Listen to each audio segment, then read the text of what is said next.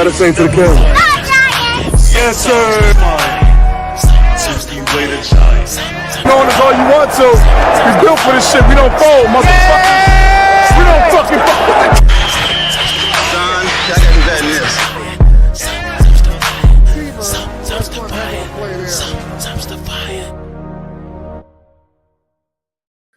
Yeah. It's your guy who is never lying. Sometimes defiant. TP Way the Giant. Ladies and gentlemen, thank you for tuning in. Thank you for rocking with me. As you can see, we have some company, man. We have a familiar face. The Juke is in the building, man. We got some things to just go ahead and talk about, man. It's over. It's over. The disaster is over. And so now everything is about what is to come, man. The Juke, how you feeling, man? Feeling good, man. I mean, it's annoying that we're in the off season, but I'm kind of glad that it's over. I'm gonna be honest, man. I'm kind of glad that it's over.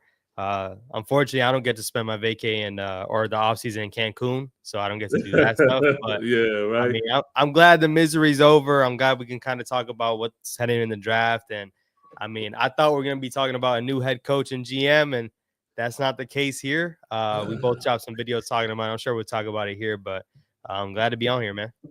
Yes, sir. Yes, sir. Let's get into it, man. I see we have a couple in the chat. Shout out to G242 says, salute family NYG for life. TP Giant, salute to G242. Thanks for tuning in, bro. My guy Clinton, he says, salute TP. How are you doing? I am doing fine, man. I'm doing fine. As you can see, I am still out of the office. I'm still in vacation mode, so but I'm still going hard. And I got my equipment and all that good stuff with me. So we getting after it. So John Mara, he addressed, the public, and we kind of seen, I guess I'm frustrated. I don't know. I tried to pay attention to the mannerisms. And at first I couldn't really tell if this was an acting job or if he was really pissed off. Yeah. But one of the things that stood out to me the most was him completely just insulting our intelligence and claiming that we weren't partaking in the tank. What is your opinion on that? I had the conversation last night, man, with Sneaky G and the fellas over there. And to my surprise, there were a few people saying that they didn't believe that we were tanking. So what do you think? Do you believe that we were tanking? Now, I mean, it's hard to really say that. It's hard to say that they were tanking throughout the season, right? Like throughout that whole losing streak, all that was going on. And for me, like you were saying, seeing John Mara speak, he said a lot of things that honestly just doesn't line up with his actions. And definitely even him talking about us tanking, right? He went out and said, nobody was tanking. If we were tanking, I would have went out and fired everybody. Well, that means that we really suck. That's what that means. Like, if you're saying that we weren't tanking, and he can't say we're tanking, right? Like, there's no way you can say right. You get in trouble, but we suck that bad, and you still want to run that back. Like that's kind of just where I sat at. But I will say, you can tell the difference in how the game was being called and how the game was being played in that Colts game to that last Eagles game. And the truth is that if you couldn't put up a better effort, if you couldn't put up the same effort that you had with the Colts, who were vying for a playoff spot, like they were fighting for a playoff spot, they had a lot to play for. Yep. Versus the Eagles team that was playing their backups and had nothing to play for. The math is not mathing, bro. Like the math is not mathing. Y'all seen how the game was played. The offense looked piss poor. And yeah, I mean, the Eagles with their coordinators or whatever, they're a little bit better than the Colts, but y'all were going against backups.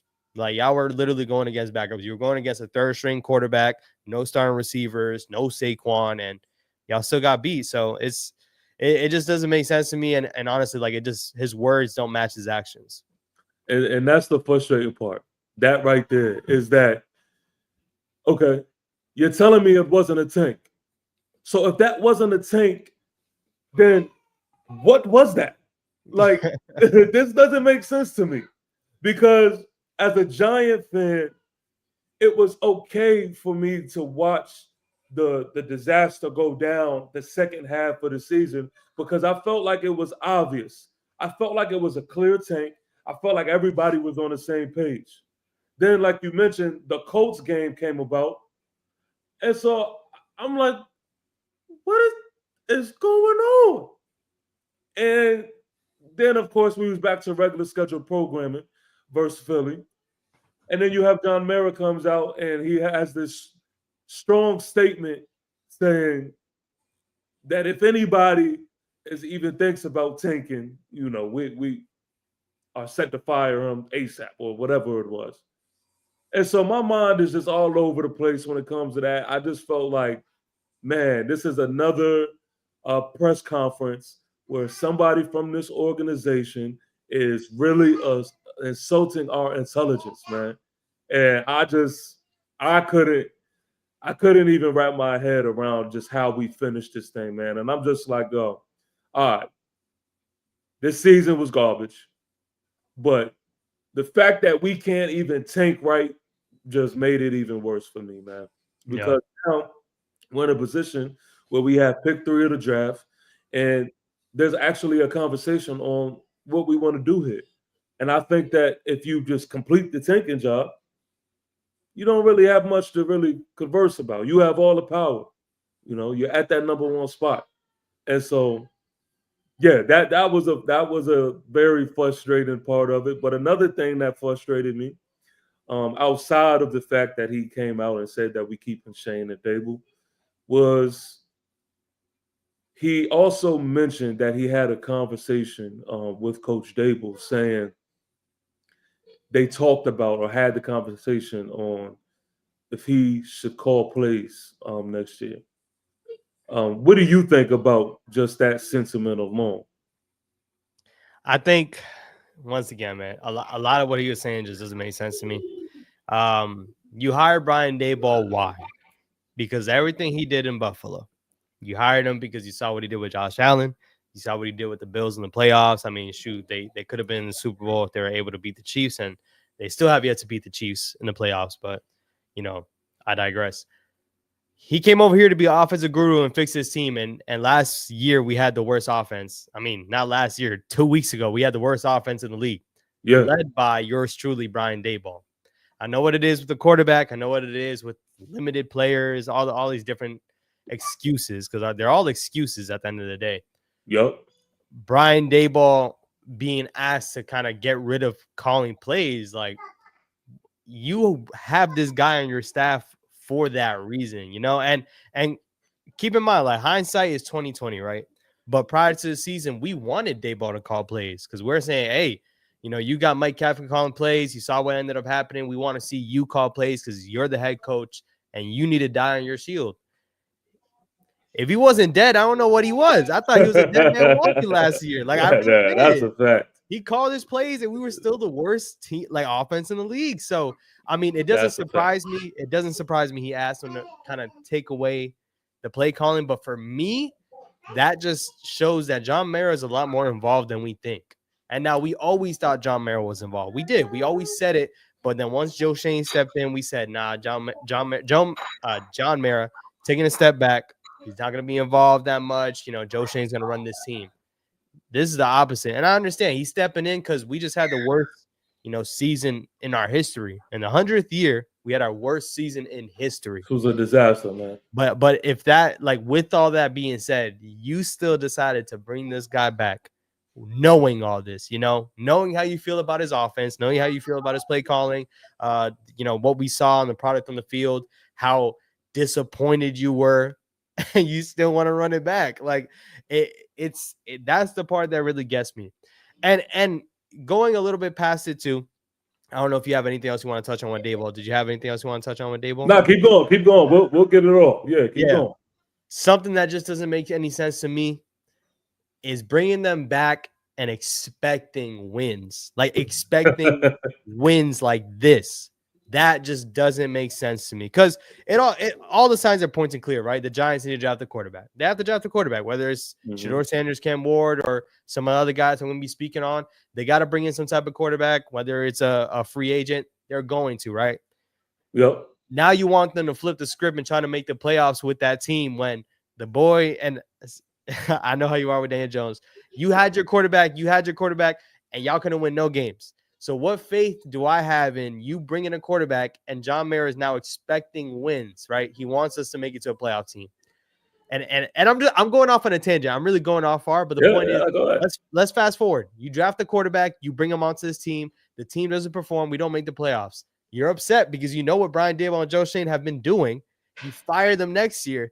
Then what? Rookie quarterback, second year in the league, another head coach, another coaching staff, another front office. It's the cycle that continues with this team. Like John Mara doesn't see what we see. It's crazy. Like I don't know. It seemed like his big logic was just that. It seemed like his big logic was, look, I don't want to go through another firing. Like seemed like that was the point that he was holding on. And to me, I don't look at that as a good enough reason. No. Like to me, look, when I heard that, I was just like, oh my God, man, this dude don't get it, yo. Like he really don't get it. But I also believe, because I'm one of those guys, I don't the small talk and all of the stuff that they tell us is one thing, but I always believe that there's conversations. Sorry about the dog in the back, man.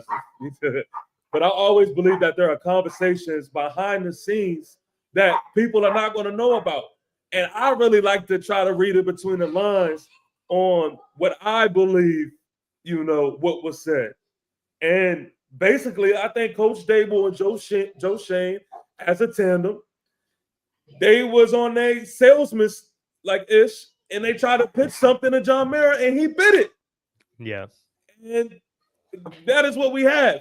Because I think pretty much what Joe Schoen kind of said to us earlier in the year when he was saying, oh, well, look, if we, score this many points or if we make this much play, we win the game. And so that's what I was thinking. Like, I was like, that's pretty much what they did, man. And so that's what frustrates me about this whole thing. It's just I understand, man. I'm no GM, I'm no head coach.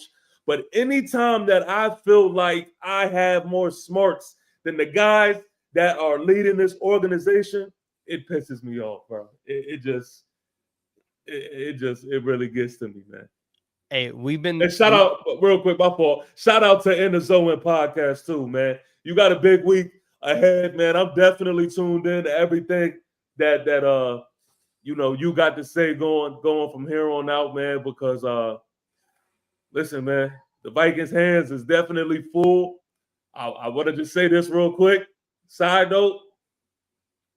Listen, will y'all or will y'all not choke in the playoffs? That's for you to answer. I'm not qualified. I'm just saying it's a thing. Whatever. You do with that information what you make. But go ahead, bro. Yeah, also Daniel Jones is undefeated in the wild card round. So do with that information as you will. Y'all call them up. Do with that information as you will.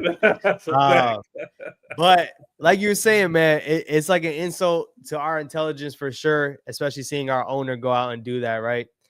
But how much more of a laughingstock do we look like when, all right, cool, you make the decision, you bring back Brian, you bring back Joe, you say you buy into the vision that you have, and then when you're getting questioned, he's throwing these guys under the bus like completely, like that question when he got asked, what's your thoughts on this roster compared to the last 3 years? Do you think it got better? And he says, honestly, I don't know. I don't know if we got any better. Are you serious? Like these guys are asking you those questions. You're giving your answer, your honest answer, which is, I guess we don't know if the team got better. And you're still going to say, yeah, let's keep bringing this guy back and let's see what happens next year. That it's just so much stuff that it just seems like, like you said, they must have been pitching a good sales pitch. He bid on it. And I hope he knows that he can kind of pull the trigger whenever, right? Like, I understand the whole media narrative and he put whatever he did. But to then go out and kind of throw them under the bus, You got to show some type of confidence in the guys that you are bringing back. Like, nobody's forcing you to bring these guys back except you. So to go ahead and throw them under the bus like that, one, saying you don't know if they got any, the roster got better. You don't know if the roster's better. You're expecting results next year because you're running out of patience. You have no patience, yet you want this team to bring in a quarterback next year. There's just so many different things that I just feel like John Mara is so out of touch. He got to be out of touch. That's definitely a contradiction. I don't know if, and granted, like, I'm not an owner, right? Like, you face a lot of scrutiny when your team's not winning, right?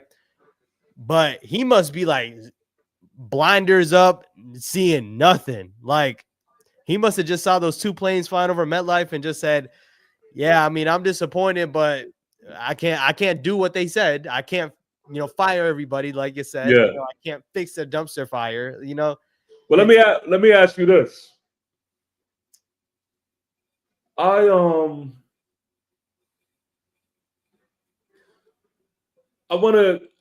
want to throw this out there just for pushback, right? Just for some type of positivity in this situation. I kind of put out a video earlier today speaking to this. Is this going to be a good thing that Coach Dable, more likely than none, will go back to just being strictly the head coach and not the offensive coordinator?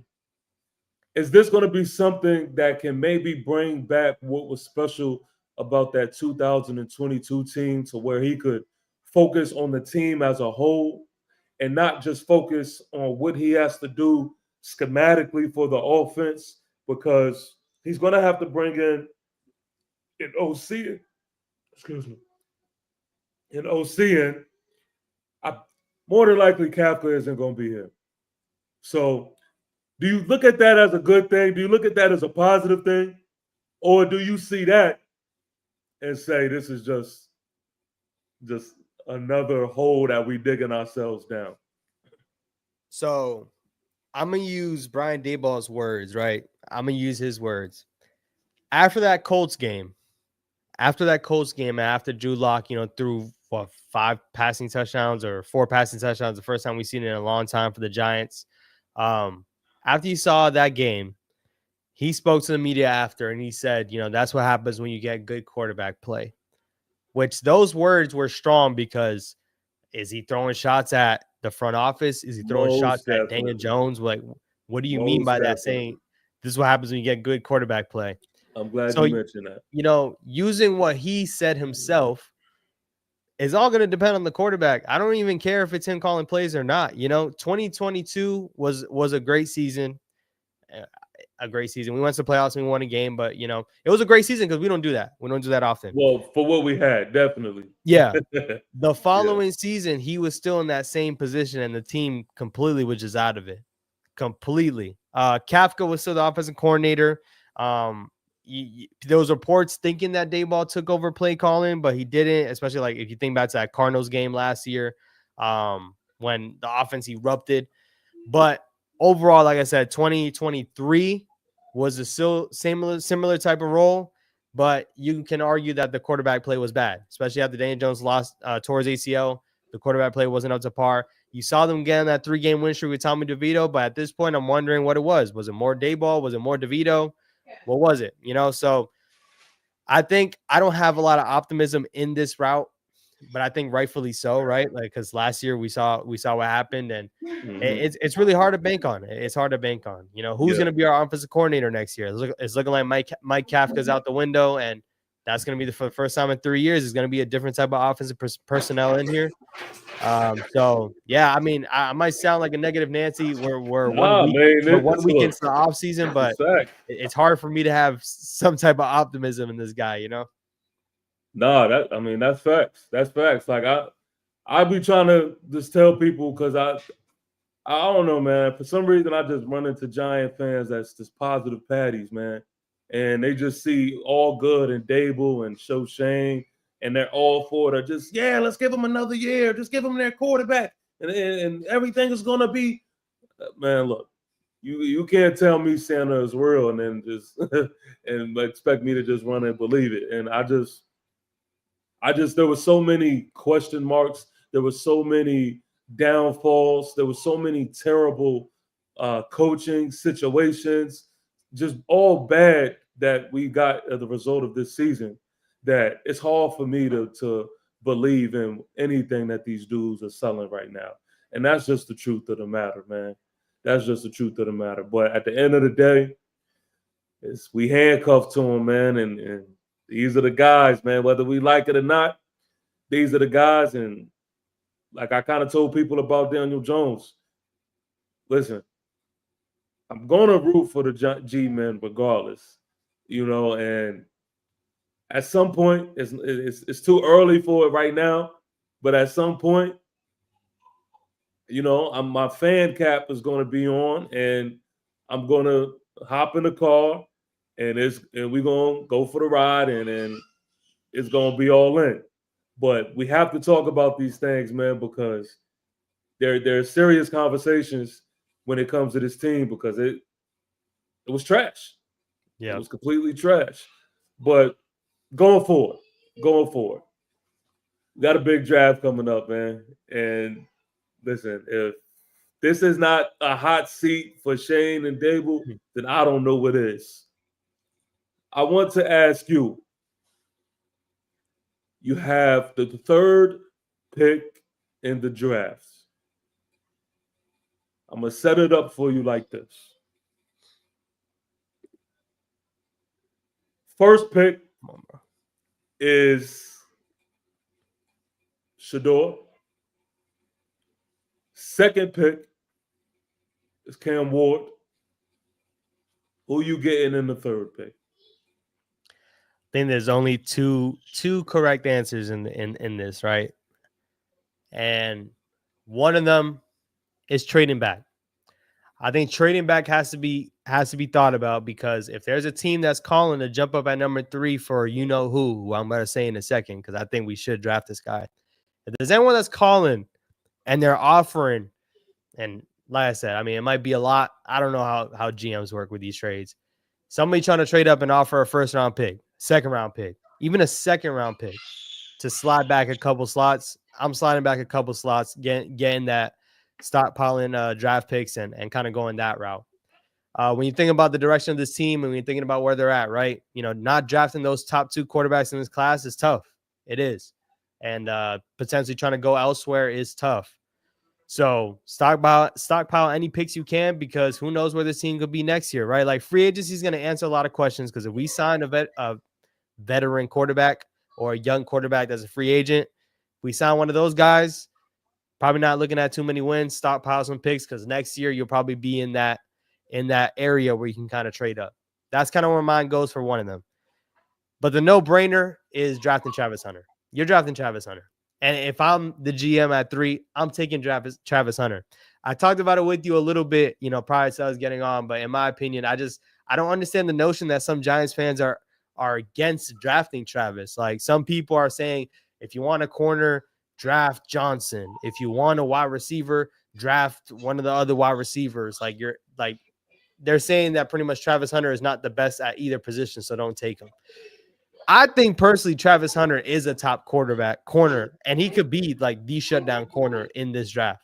There's no reason for me to believe that he's not. So if we draft him, you're drafting him to get the corner version of Travis? 100%. 100%. I'm not drafting him for receiver. We just saw our rookie wide receiver put up 1,200 receiving yards. I'm not drafting for receiver. Now, of course, you draft him for a reason. Like, why is he the number 1 player? Because he's done what he's done on both sides of the ball. He's probably getting 15 snaps a game on the offensive side of the ball, and then you're going to go ahead and play CB1 for the New York Giants. That's how my mindset goes. And once again, right, speaking to the people that don't want him, I don't know your side on it, TP. We'll get there. Yeah. I'm letting you go. Speaking to the people that don't want him, right, just go ahead and ask. And some people, it's a popularity contest on why he won the Heisman. Go ahead and ask every analyst why they have him ranked the top player in the draft. The top player in the draft doesn't necessarily fall to 3 all the time. And if you're the New York Giants, I understand we have certain needs and certain holes, but we also need talented players. We need talented players. And if he's a talented player like he is, like we all know he is, because this guy was electric. This guy was electric out there in Colorado. I'm drafting him at number 3. So that's definitely my take on it. So let me just clarify. First of all, man, Giants salute to Mac, the Giants fan. Sir. He says, smash the like button for these good brothers. I appreciate you, man. I appreciate it. Thanks for tuning in. G242 says, I'm scared for next season. Hope Andrew Thomas stays healthy. Dex coming off that elbow. This draft has good talent on O-line and D-line. It's time to strengthen up. We got 9 picks. That's a fact, man. I'm with you. I'm not too worried about AT or Dex too much. I think they have a lot of rest time. Maybe AT more than Dex, but Dex for sure. I think Dex will be all right. I think he's our star, man. So there's no point to keep playing him. And I think he'll be good, ready to rock. Clinton Jones says he would be a big help. My man, Big Pat. Big Pat says, yo, let's go. Giants salute to Pat. And G2 says salute to Big Pat as well. All right. So let me just make sure, I heard this right. Are you saying picking Travis over Shedeur and Cam? No. Okay, that's not what I'm saying. No, I'm not doing that. You picked the scenario for me. Yeah, right. Off the board. That's why I'm taking Travis. Okay, I was just making sure. Okay. Yeah. So this is where I disagree. If I'm getting Travis, I'm getting wide receiver Travis. I don't get me wrong, and I'm not saying that Travis is not going to be a monster, can't be a monster at corner. I definitely think he has the tangibles to do so. But something doesn't sit right with me getting a corner in the first round and for that first pick. I feel like if you get Travis in that first round, what you're trying to accomplish is a tandem. You're trying to take your team to the absolute next level. So you have Malik and Travis that people have to worry about. Because this is the year where you have to be, aggressive. You have to have an aggressive off season. So if we are to get Travis, I would very much like to get him the wide receiver version of him. And then free agent wise, we could find that corner or so. You mentioned something else. Oh, and trading back. Now I know that's a thing that definitely is something that has to be thought about, right? I don't want to trade back. I do not want to trade back, not one bit. We're top 3, which means we are in a position to get either one of the 3: Shedeur, Cam Ward, or Travis Hunter. I feel like these guys are necessary guys. I feel like these guys are what the New York Giants kind of need at this point in time. Unfortunately, I just don't see us in a position to where trading will basically benefit us the best. I feel like we need one of those 3 big pieces. So that's how I feel about that. I don't want to move off. I have another question, but I don't want to move off of Travis just yet, right?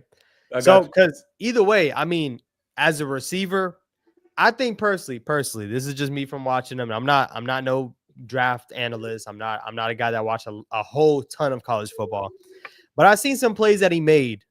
And specifically, I live in Central Florida. He came down and played UCF. That man took over completely, like the game. Defensive side of the ball and offensive side of the ball. He took over against UCF. And y'all, everyone that's in the chat, even TP after that, go ahead and look up the highlights, man. This guy was going crazy. No, that's a fact. The instincts that he has as a DB, I just feel like are what separates him from being a wide receiver in the league. And granted, I mean, once again, this shows how great of a player that he is, that he's going to get drafted in what, 3 months, and we're Yeah, debating what position is he playing. We don't know what he's going to play that's because absolutely crazy. he's that good at both positions. Personally, I get the vibe that as a DB, he's a little bit better. The jump on the ball that you see on a play that he's kind of confusing the quarterback a bit, sitting in cover 2, like trying to take away the high and low, and he just dives towards the ball. Crazy instincts. His ball skills are ridiculous. Crazy instincts. And once again, like I just personally, I was watching Travis Hunter when he was even in high school, right? And if y'all don't know Destroying, go ahead, search up Destroying. He pulled up to a couple of different high school games, and he went to Travis Hunter's high school game in high school, and he was ranked a top corner in the country. Not wide receiver, it was more corner. Okay. Once again, college changes. We saw what he did in college, so I mean, high school doesn't really matter, but I think my mindset seeing him as a top-ranked corner in the country kind of just stuck with me, and I'm like, yeah, this guy's a lockdown corner, man. So, but I agree with what you're saying, though. Like, pairing her up with Malik Neighbors is a dangerous combo, and then you bring in whatever quarterback you have, you're giving them weapons, and it relieves pressure off of both. Malik Neighbors, I think, he's going to be a dog, bro. Like, 1,200 yards with the quarterback play that he had, like, and some people talk about all the targets that he had. Bro, did we talk about the targets that were missed? Like, I know how many targets we had, but, yo, there was only 5. I think shout out to Justin Pennick from Talking Giants. He posted it. There was only 5 plays that Malik Neighbors had that was over 20 like air yards of throw. So everything else was kind of just, 10 to 15 yards of play that he was making. So I say all that to say, man, receiver, corner, whatever, you don't pass on him at 3, man. You don't pass on him at 3. The trade back scenario it's hard to imagine because, when you're trading up, it's because you want to jump other teams from taking a player, right? Right. Is the Patriots a team that would take Travis Hunter? Maybe. So maybe you see other teams that are kind of in the top 10 that say, I want Travis Hunter. It's just all about what the offers are. I can't tell what the offers are, so that kind of, plays into if I would trade back, but I could definitely see your take on it. Yeah, man. I mean, as we kind of seen in Hard Knocks, man, a lot of this is going to come down to these player interviews, man, and I think really just the small things, man. Like, if combine situations and all of it. I think it's all going to come down to these things. So as far as quarterback is concerned, who would you rather have, Shedeur or Cam Ward? Yeah, man. As the weeks head up, right, as we head into April when the draft takes place, I feel like the media is going to be going back and forth on these guys a lot, and you already seen it. I think you said 3 weeks ago, clear cut Shedeur number 1. Then that bowl game that Cam Ward only played a half and Shedeur played the whole game and he didn't look too hot. Now everyone's back on Cam Ward saying Cam Ward is the best quarterback. I'm cool off of both. Like, I'm taking both of these guys, but I'm not gonna hold you. I've been saying it. I'll go back to what I said in the beginning of the season. I like Cam Ward's arm, man. I really do. I think he can make a lot of the throws in the NFL that you need to make. The strength on the arm, the velocity, and the crazy plays that he's been making in college. Can he get away with that in the NFL? That's going to be what remains to be unseen until we get him. But Cam Ward is my guy, and I think Cam Ward would actually go number 1, though. I've been seeing a lot of reports that the Titans are interested in him. Then you see they fired their GM. So it's like, hey, are they still interested in Cam Ward, or was that the GM that was talking? We're not going to know until April comes. But, yeah, man, I think Cam Ward, honestly, I would love to have Cam Ward on the team over Shedeur, but I like Shedeur too. I really do. 2 weeks ago, if you asked me, when we were sitting at number 1, and then I seen Shedeur with the cleats and Shedeur with the ball, I'm like, yeah, bring him on the team, suit him up. We need him on Sunday. That's the type of energy I was on. So I like Cam Ward's ceiling better than Shedeur's, but I still definitely like Shedeur as a prospect and see what he would be in the Big Apple. Yo, there are a ton of Giant fans that agree with your sentiment, who likes Cam Ward as the top prospect. And I understand it completely. I say all the time, you can't lose with either two. It's a 1A, 1B situation for me. But the reason on why I do like Shedeur is that, I mean, I think a lot of people have their guy that they've been watching for quite some time. I've been watching Shedeur since JSU, and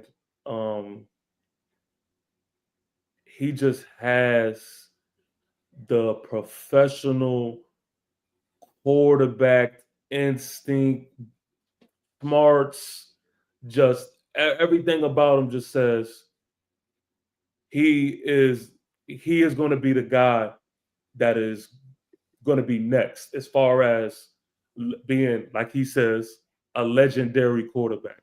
He just has all that, the whole aura, man, the whole nine. He's super smart, man. With like, yes, does he have situations where he may, shoot himself in the foot, and he holds on to the ball way too long? Yes, that happens. But let me explain something to people who just got tuned in to Shador and just maybe just paid attention to the bowl game and doesn't know much more about it. Shador, for most of his career, has had to deal with horrible offensive line play. And if it wasn't for him being able to have that ability to be able to extend plays, hold on to that ball, and not be afraid of pressure, and make these just when I say just perfect dimes, nobody would even be talking about him. Nobody would not be even talking about him. And it's kind of like similar to, like, let's say Eli Manning, right? Eli Manning will get criticized for throwing into traffic. Eli Manning will get criticized, for throwing, certain balls, and you'd be like, yo, Eli, what was you thinking? But he's also the same Eli that if he didn't have that instinct, he would not be great. He would not be the Eli that we know and love. And that's kind of the similar thing with Shador, man. It's like, yes, I understand it. There is that's something he will have to be smarter with, holding on to the ball and things of that nature. But there's been a lot of times when he has made some of his best plays doing that. His pocket presence is A1. And again, he's not a turnover machine. Everything around his mentors is just all about greatness. Everything about him is greatness. And so just because I know that about him, I could see that matchup with just him and Neighbors and whoever in company. I could just seeing that be a thing. But I say all of that to also say I'm not sleeping on Cam Ward. I understand his abilities as well. But yeah, there's gonna be a lot of I guess three-way conversations between those three, man, and it's you really can't lose with either one, man. You just got to be smart. You just got to be smart on how you do it, because we all know that's just the start of the draft, you know. So that's that. Let's just real quick and just to follow through with the whole theme of Travis Hunter. Let's say we do get Travis Hunter. Who would you most likely be willing to be the quarterback for this year then? Yeah, that's the question right there, is the reason why we are all not GMs of the New York Football Giants, right? Because and shout out to Omega Supreme, man. I see you, man. What's going on? Shout out Omega in the cut, man. Appreciate you, Omega. Yeah, that's the question right there. That once again, I would be shook, because I would love having Travis Hunter on this team. I would be super excited for what he can be from the New York Giants, but if I know that I'm on the hot seat like Joe Schoen and Brian Daboll do, they know they have to get a quarterback. Purely speaking, against, and because we'll touch on free agency quarterbacks in a second, because I think that's probably going to be a heavily, favorited approach. I think there's only two other guys you kind of look at, and I'm annoyed because they're starting to pick up steam now, and I still don't think these quarterbacks always get overvalued when we head into the draft. Oh yeah, for sure. Jalen Milroe is going to be part of the conversation, and Jackson Dart is going to be part of the conversation. It's going to naturally happen. The Giants are a quarterback-needy team. This team needs a quarterback. They're going to need a guy that they can possibly groom, and who knows? I mean, if the guy shows any upside, maybe Joe Schoen and Brian Daboll have a couple more years on this staff, So They're going to be looking into those guys, and if you're asking me who I'd rather take out of those guys, because I think those are the only two that we were really think about. Now, everybody needs to watch out for Drew Aller, though. That game's my camera keeps focused on my hand. That game take place tomorrow night. If Penn State goes on a run and they win the championship, there's no way this guy doesn't, enter the NFL draft. Right now, if you don't know who Drew Aller is, he's a quarterback for Penn State. He's kind of already verbally said that he's going to be back with Penn State. But if he wins it all, you got to answer the draft, right? Like you're definitely a top 3 pick, and the Giants are taking him instead of Travis. So, with that being said, without him there, Jalen Milroe, Jackson Dart. If you're asking me, I'm taking Jalen Milroe. Second round or third round, man. I think it'll be second round because he's not going to slide to the third. And next thing you know, we'll be talking about Jalen Milroe possibly being our Jalen Hurts. I think Jalen Milroe has a lot of problems, though. I really do. I have no confidence saying that he's going to be our franchise quarterback. I just think this regime is going to force the pick at quarterback and bring him in. So that's definitely what I think will happen outside of free agency. So the thing is, I could see Jalen Monroe being a quarterback for the Giants. But see, the thing about him is, I don't know if I trust Coach Dable with him. Because with a quarterback like Monroe, you have to put him in the right system. You have to put a system that plays to his strengths. We're definitely going to have to be a good running football team to where you keep it nice and simple. And you do something just a little similar to what is done in Washington with Jaden Daniels. Like I said this before, man, everybody loves to talk about Jaden Daniels and what he's doing over there in Washington, but a lot of credit should be to the OC over there that's putting him in that right system for him to play the way he's playing. So, as far as these other guys, man, like Dart, and I don't know, man. I don't know. I just don't get so sold so easily, man. I don't like to really go out there and say that somebody's not going to be the guy. I just can just say I'm not sold. I'm not sold, and that's kind of where I'm at with that. Shout out to Andre in the chat. He says, "Yo, boys, let's go, Big Blue." Yes, sir. Giant salute, man. Thanks for tuning in. Thanks for rocking with us. Listen, real quick, if you haven't already and you are new to this stream and you're new to these faces, please make sure you do your due diligence and like, comment, and subscribe. We're going to make sure, man, that we get you through this off season and we get you to next year in good graces. Thank you for tuning in. Thank you for rocking with us. Help this algorithm do its job. Like, comment, and subscribe. And of course, you have to go over to The Juke. Make sure you go over there and also subscribe as well. Subscribe. Lastly, like you mentioned, free agents. For some reason, I'm just hearing Justin Fields so damn much. Like, bro, I look again. I'm just not sold. I don't know, man. Like maybe I missed something. I'll take ownership to that, right? But since when has Justin Fields just became just that guy to where you just had to go get him? I don't know, man. Like there's a lot of hype on Justin Fields, and I'm not saying like he's bad or trash or anything, but like why are we so eager to get him, man? Yeah, man. I think what's interesting about, Justin Fields being a topic of conversation again is because we all had it last season, right? When Daniel Jones coming off of the ACL, Joe Shane made it known that he was going to bring in another quarterback because we need to have a security blanket if DJ gets hurt. Everyone wanted Justin Fields, and I made a couple of videos about Justin Fields. The upside is kind of what everyone was leaning on for the longest, and the fact that we're still talking about upside for this guy is insane, right? Like, because this guy's been in the league for, I think this is his 4th year right now. So he's been in the league for some time. Justin Fields is a guy that was on a winning, almost undefeated Steelers team, and he got benched for Russ when he was healthy. Like, everything that they could have possibly had with Justin Fields, the team was winning, and they still knew, hey, we got to swap this guy out, put Russ in.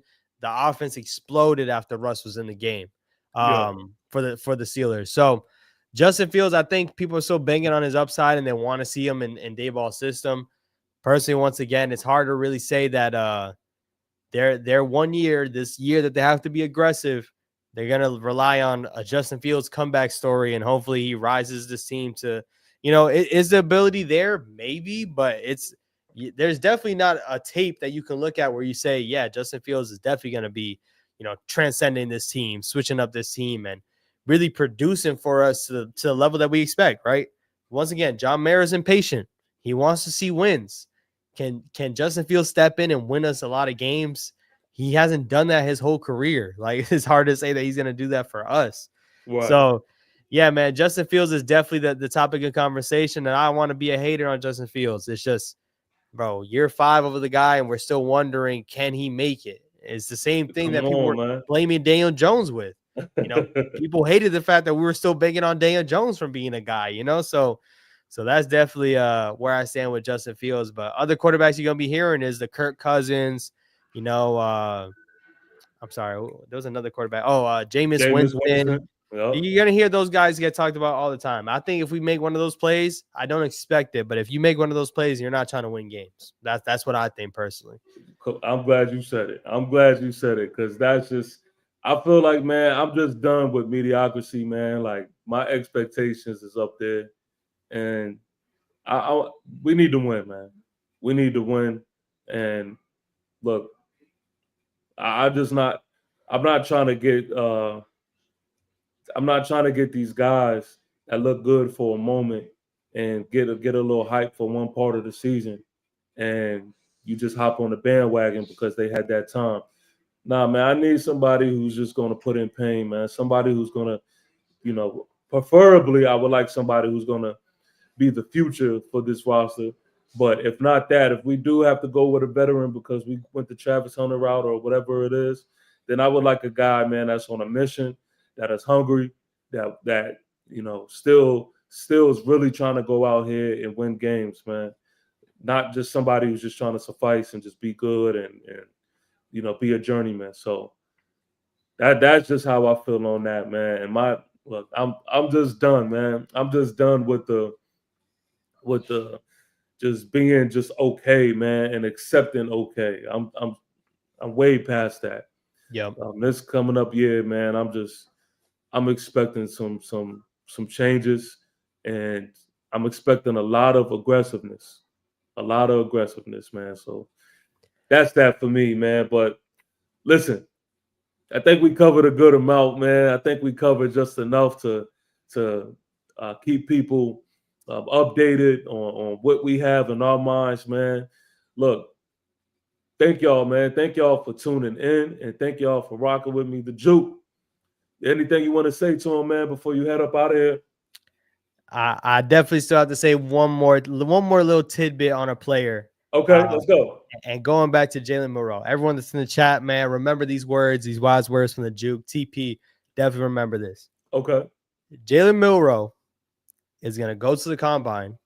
He's going to set the whole thing on fire. I'm telling y'all right now. He's going to set the whole thing on fire. He's going to run the 40, run one of the fastest 40s we've seen. He's going to make some throws that's going to be crazy. I'm letting you know right now, Jalen Milroe is going to be like this year's Anthony Richardson. So what's going to happen? He's going to be that quarterback that ain't no way people thought Anthony Richardson was going to be a top 5 pick, and he ended up being one. Now, I'm not saying Jalen Milroe is going to be a top 5 pick, but the Giants might feel pressure to take this guy early, trade back up into the first and grab him possibly anything. Whether he goes to the Giants or another team, I'm just letting you know right now, and everyone needs to make sure y'all hear me and y'all remember this. Jalen Milroe is going to set the combine on fire, and people are going to talk about him as a first-round quarterback. Yeah, I'm just letting y'all know it's gonna happen, and I'm not even confident in him being a quarterback. It's just gonna happen.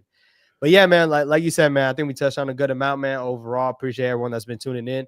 A lot more content coming through on both platforms, TP and the Juke. Make sure y'all subscribe to both channels. There's no reason y'all not, and we bringing this duo going live for the future as well. So definitely make sure you subscribe up. The off season has a lot more in store, and this is our bread and butter, y'all. Like we couldn't get no wins during the season. Let's hope they get some wins in free agency and trade. Yeah, man. Draft talk. Yeah, That's the type of time we on right now for sure. So that yeah, is man, a appreciate you for letting me jump on here with you, man. Yeah, man. Thank you, man. I appreciate it for sure.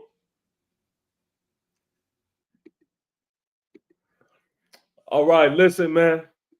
Again, please make sure you go to The Juke and make sure that you like, make sure that you comment, and make sure that you subscribe.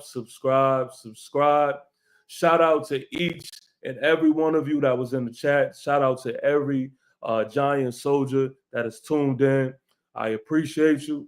And until next time, it has been real.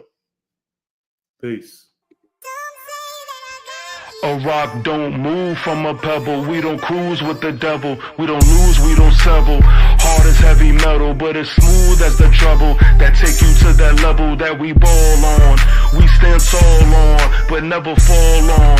You can call on, get up off the floor, strengthen up your core. The mind is never poor. We shine like the sun of prime. Call it Shador.